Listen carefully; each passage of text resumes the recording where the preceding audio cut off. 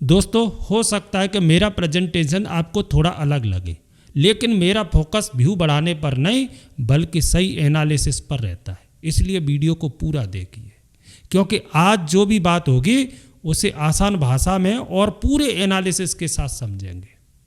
दोस्तों, एक सवाल से शुरुआत करते हैं। क्या स्टॉक खरीदना ही इन्वेस्टिंग का सबसे मुश्किल हिस्सा है? मेरे हिसाब से नहीं। स्टॉक खरीदने से पहले रिसर्च करना मुश्किल हो सकता है, कंपनी को समझना मुश्किल हो सकता है, वैल्यूएशन देखना मुश्किल हो सकता है, लेकिन मेरे हिसाब से उससे भी मुश्किल काम है इन्वेस्टमेंट करने के बाद सही डिसीजन पर टिके रहना। क्योंकि बाय बटन दबाने तक आपके पास एक प्लान होता है।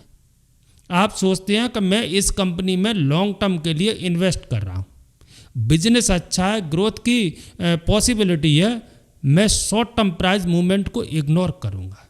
लेकिन जैसे ही इन्वेस्टमेंट आपके पोर्टफोलियो में आती है, कहानी बदल जाती है। स्टॉक 10% ऊपर जाता है, आप सोचते हैं शायद अब प्रॉफिट बुक कर लेना चाहिए।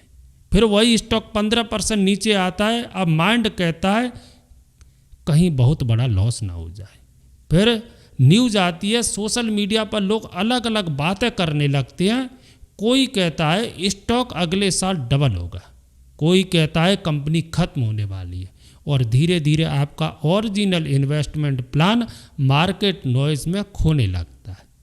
यही कारण है कि मेरे हिसाब से इन्वेस्टिंग की असली परीक्षा बाय करने के बाद शुरू होती है, क्योंकि उस समय आपके सामने सिर्फ नंबर नहीं होते, आपके सामने इमोशंस होती है, फियर होता है, ग्रीड होती है, फोमो होता है, रिग्रेट होता है, और सबसे बड़ा अपनी डिसीजन पर डाउट। अब एक सिचुएशन सोचिए, आपने किसी कंपनी में अच्छे रिसर्च के बाद इन्वेस्टमेंट ली, आपकी थीसिस क्लियर थी, आपको बिजनेस समझ आता है, वैल्यूएशन भी आपको रीजनेबल लगी, लेकिन अगले 3 महीने में स्टॉक 20% गिर गया। अब सवाल है, क्या आपको सेल कर देना चाहिए? यही एक बहुत इंपॉर्टेंट बात समझिए। स्टॉक प्राइस का गिरना और इन्वेस्टमेंट थीसिस का टूटना दोनों अलग चीज़ें हैं। अगर प्राइस गिराए लेकिन बिजनेस फंडामेंटल्स ठीक हैं, तो शायद सिर्फ प्राइस मूवमेंट की वजह से डिसीजन बदलना जरूरी नहीं है। लेकिन अगर बिजनेस की मूल कहानी बदल गई है, तो सिर्फ यह सोचकर होल्ड करते रहना कि मैं लॉन्ग टर्म इन्वेस्टर हूँ, यह भी सही अप्रोच नहीं है। मेरे पर्सनल एनालिसिस में यही सबसे इम्पोर्टेंट डिस्ट्रैक्शन है। प्राइस को मॉनिटर कीजिए, लेकिन डिसीजन हमेशा बिजनेस और थीसिस के आधार पर लीजिए, क्योंकि अगर आपका पूरा इन्वेस्टमेंट डिसीजन सिर्फ प्राइस मूवमेंट पर डिपेंड करता है, तो आप इन्वेस्टर से ज़्यादा मार्केट रिएक्शन बन जाती है। और वेल्थ बिल्डिंग के लिए आपको रिएक्शन नहीं, प्रोसेस चाहिए। दोस्तों, इन्वेस्टमेंट करने के बाद सबसे मुश्किल काम सिर्फ होल्ड करना नहीं है, सही वजह से होल्ड करना है।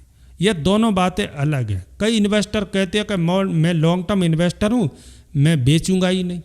लेकिन अगर कंपनी के फंडामेंटल्स लगातार खराब हो रही है, मैनेजमेंट पर भरोसा कम हो रहा है, डेट तेज़ी से बढ़ रहा है, बिजनेस मॉडल कमज़ोर हो रहा है, तो सिर्फ लॉन्ग टर्म बोलकर उस इन्वेस्टमेंट को पकड़े रहना कोई स्ट्रेटजी नहीं है। दूसरी तरफ अगर कंपनी का बिजनेस ठीक है, लेकिन स्टॉक प्राइस 15-20% गिर गया है, तो सिर्फ डर की वजह से सेल करना भी ज़रूरी नहीं है। इसलिए मैं हमेशा एक सवाल पूछना पसंद करूंगा, अगर मुझे आज यह स्टॉक अपने पोर्टफोलियो में मिला होता, तो क्या मैं इसे आज की प्राइस पर खरीदता? यह सवाल बहुत पावरफुल है, क्योंकि कई बार हम किसी स्टॉक को सिर्फ इसलिए होल्ड करते हैं क्योंकि हम पहले ही उसमें पैसा लगा चुके होते हैं। हम सोचते हैं इतना लॉस हो गया, अब बेचकर क्या फ़ायदा। यह सोच आपको इन्वेस्टमेंट से नहीं, आपके पुराने डिसीजन से बांध देती है। इसे समझना बहुत ज़रूरी है। आपका पैसा पहले कहाँ लगा था, यह फ्यूचर डिसीजन का सही रीज़न नहीं है। फ्यूचर में क्या करना है, यह इस बात पर डिपेंड होना चाहिए कि आज बिजनेस और इन्वेस्टमेंट थीसिस कैसी हैं। अब दूसरी तरफ एक और ट्रैप है, प्रॉफिट देखकर जल्दी सेल करना। मान लीजिए आपने कोई स्टॉक 500 रुपये में खरीदा, वह 700 रुपये हो गया। आपको 40% रिटर्न दिखाई देता है। माइंड कहता है बहुत हो गया, अब प्रॉफिट निकाल लेते हैं। लेकिन अगर बिजनेस की ग्रोथ अभी भी स्ट्रांग है, वैल्यूएशन आपके फ्रेमवर्क के अंदर है और आपकी ओरिजिनल थीसिस अभी भी वैलिड है, तो सिर्फ इसलिए सेल करना कि स्टॉक ऊपर चला गया शायद सही डिसीजन ना हो। मेरे हिसाब से प्रॉफिट और लॉस दोनों को इमोशनल की नज़र से देखना गलत है। प्रॉफिट कोई इमरजेंसी नहीं है और लॉस अपने आप में सेल सिग्नल नहीं है। असल सवाल यह है कि इन्वेस्टमेंट की मूल वजह अभी भी वैलिड है या नहीं। यहीं से एक इम्पोर्टेंट हैबिट आती है, इन्वेस्टमेंट जर्नल।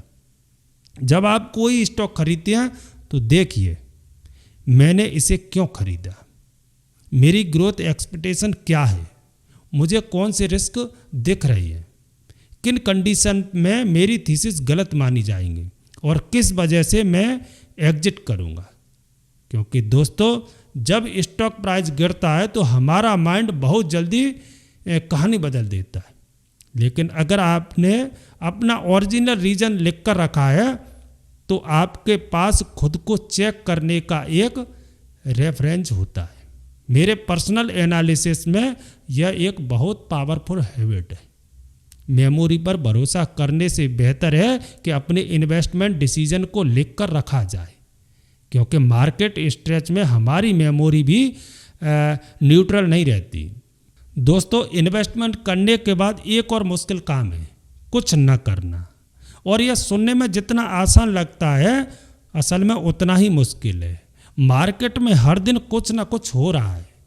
आज कोई स्टॉक 8% ऊपर चला गया, कल कोई स्टॉक 10% नीचे चला गया, कोई नई न्यूज़ आ गई, कोई एनालिस्ट टारगेट बदल रहा है, कोई सोशल मीडिया पर अगला मल्टीबैगर बता रहा है और आपको लगता है कि मुझे भी कुछ करना चाहिए। लेकिन हर मार्केट मूवमेंट पर एक्शन लेना ज़रूरी नहीं है। कई बार नो एक्शन भी एक डिसीजन होता है। अगर आपकी इन्वेस्टमेंट थीसिस इंटैक्ट है, आपका टाइम होराइजन लॉन्ग टर्म है और कोई मेजर फंडामेंटल चेंज नहीं हुआ है, तो सिर्फ मार्केट नॉइज़ की वजह से पोर्टफोलियो में बदलाव करना शायद ज़रूरी नहीं है। यहाँ एक फ्रेज याद रखिए, एक्टिविटी और प्रोग्रेस एक ही चीज़ नहीं है। आप जितना ज़्यादा बाय और सेल करेंगे यह ज़रूरी नहीं कि आपका वेल्थ क्रिएशन उतना ही बेहतर होगा। कई बार ज़्यादा एक्टिविटी ज़्यादा मिस्टेक पैदा करती है। अब इसका मतलब यह बिल्कुल नहीं है कि पोर्टफोलियो को कभी रिव्यू न करें। रिव्यू ज़रूरी है, लेकिन रिव्यू और रिएक्शन में फ़र्क है। रिव्यू का मतलब है डेटा देखना, रिएक्शन का मतलब है इमोशनल में डिसीजन लेना। मान लीजिए स्टॉक गिरा, रिएक्शन कहती है सेल कर दो, रिव्यू पूछता है क्यों गिरा। अगर मार्केट वाइड करेक्शन है तो एक बात है, अगर सेक्टर प्रेशर में है तो दूसरी बात है, अगर कंपनी की अर्निंग्स खराब हुई है तो तीसरी बात है, और अगर बिजनेस की कॉम्पिटिटिव पोजीशन ही कमज़ोर हो रही है तो मामला पूरी तरह अलग है। यानी प्राइस मूवमेंट सिर्फ स्टार्टिंग पॉइंट है, फाइनल डिसीजन नहीं है। और मेरे हिसाब से लॉन्ग टर्म इन्वेस्टर को यही स्किल डेवलप करनी चाहिए, प्राइस देकर तुरंत डिसीजन लेने की बजाय रीजन खोजने की आदत। एक और चीज़, पोर्टफोलियो को बार बार चेक करना भी आपके बिहेवियर को प्रभावित कर सकता है। अगर आपका लॉन्ग टर्म गोल 10 साल का है लेकिन आप हर घंटे पोर्टफोलियो देख रहे हैं तो आपका माइंड लॉन्ग टर्म इन्वेस्टर की तरह काम नहीं करेगा, वह शॉर्ट टर्म ट्रेडर्स की तरह रिएक्ट करने लगेगा। इसलिए मेरा पर्सनल व्यू है, अपने पोर्टफोलियो की मॉनिटरिंग फ्रीक्वेंसी और अपने इन्वेस्टमेंट होराइजन के साथ मैच कीजिए। अगर गोल लॉन्ग टर्म है तो हर छोटे प्राइस मूवमेंट को लाइव इवेंट मत बनाइए। आपका काम मार्केट की हर छोटी वेव पकड़ना नहीं है, आपका काम अपनी फाइनेंशियल स्ट्रेटजी को लंबे समय तक टिके रहना है। तो दोस्तों, अब अगर मुझसे कोई पूछे पैसा इन्वेस्ट करने के बाद सबसे मुश्किल काम क्या है, तो मेरा जवाब होगा अपने डिसीजन को ब्लाइंडली होल्ड करना नहीं, बल्कि सही कारणों के साथ डिसिप्लिन बनाए रखना है। अगर इन्वेस्टमेंट ऊपर जाए तो ग्रीड को कंट्रोल करना, अगर इन्वेस्टमेंट नीचे जाए तो फियर को कंट्रोल करना, अगर मार्केट में नॉइज हो तो फोकस बनाए रखना, अगर प्रॉफिट दिखे तो प्लान याद रखना। अगर लॉस दिखे तो थीसिस चेक करना, और अगर बिजनेस की कहानी बदल जाए तो ईगो को साइड में रखकर डिसीजन लेना। यही असली इन्वेस्टिंग स्किल है। क्योंकि दोस्तों, आप मार्केट को कंट्रोल नहीं कर सकते, आप यह तय नहीं कर सकते हैं कि कल स्टॉक ऊपर जाएगा या नीचे। आप यह भी तय नहीं कर सकते कि अगले क्वार्टर में मार्केट क्या करेगा। लेकिन एक चीज़ आपके कंट्रोल में है, आप उस सिचुएशन में क्या करेंगे, और यही आपका इन्वेस्टिंग प्रोसेस काम कर आता है। मेरे हिसाब से हर इन्वेस्टर को अपनी इन्वेस्टमेंट के लिए 3 चीज़ें पहले से डिफाइन करनी चाहिए। पहली, मैंने यह क्यों खरीदा, मैंने यह इन्वेस्टमेंट क्यों की। दूसरी, मेरी थीसिस को क्या बदल सकता है, कौन सी चीज़ मेरी ओरिजिनल थिंकिंग को गलत साबित कर सकती है। तीसरी, मुझे कब रिव्यू करना चाहिए, मैं इस इन्वेस्टमेंट को किस फ्रीक्वेंसी पर रिव्यू करूँगा।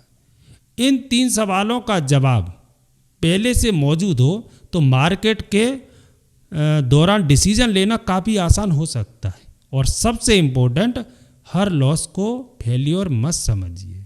इन्वेस्टिंग में कुछ इन्वेस्टमेंट गलत हो जा सकती है, यह नॉर्मल है। लेकिन अगर आप हर लॉस के बाद अपनी स्ट्रेटजी बदलते रहेंगे तो आप कभी एक मजबूत प्रोसेस डेवलप नहीं कर पाएंगे। लॉस से ज़्यादा इम्पोर्टेंट है, लॉस से आपने क्या सीखा। क्या आपने बिना रिसर्च के इन्वेस्ट किया था, क्या पोजीशन साइज बहुत बड़ा था, क्या आपने वैल्यूएशन इग्नोर की, क्या आपने फोमो में एंट्री ली, या आपने अपनी रिस्क कैपेसिटी को समझे बिना इन्वेस्ट किया। अगर आप इन सवालों के जवाब निकाल लेती हैं तो एक खराब इन्वेस्टमेंट भी आपके लिए लर्निंग एसेट बन सकती है। और शायद यही लॉन्ग टर्म इन्वेस्टिंग का सबसे पावरफुल माइंडसेट है। हर इन्वेस्टमेंट का काम सिर्फ पैसा बनाना नहीं होता, कुछ इन्वेस्टमेंट आपको बेहतर इन्वेस्टर बनाना भी सिखाती है। इसलिए अगली बार जब आप कोई स्टॉक खरीदे तो सिर्फ एंट्री प्राइस मत देखिए, अपना रीजन लिखिए, अपना टाइम होराइजन लिखिए, अपनी रिस्क समझिए, और यह भी लिखिए कि किस कंडीशन में आप मानेंगे कि आपकी थीसिस गलत थी। फिर मार्केट को अपना काम करने दीजिए, क्योंकि अंत में इन्वेस्टिंग का असली स्किल स्टॉक खरीदना नहीं है, असली स्किल है स्टॉक खरीदने के बाद अपने इमोशनल को स्ट्रेटजी पर हावी न होने देना। मार्केट आपको हर दिन कुछ करने के लिए मजबूर करेगा, लेकिन आपको हर बार कुछ करना जरूरी नहीं है। कभी रिसर्च करना, कभी रिव्यू करना, कभी डिसीजन बदलना, कई बार बस पेशेंट रहना, यही फर्क है एक इन्वेस्टर और एक इमोशनल मार्केट पार्टिसिपेट के बीच। और मेरे हिसाब से लॉन्ग टर्म वेल्थ उन्हीं इन्वेस्टर के पास जाती है जो सिर्फ सही इन्वेस्टमेंट ढूंढना नहीं सीखते, बल्कि सही इन्वेस्टमेंट के साथ सही बिहेवियर भी सीखते हैं। तो आज के वीडियो में बस इतना ही, मिलते हैं अगले वीडियो में, तब तक के लिए जय हिंद।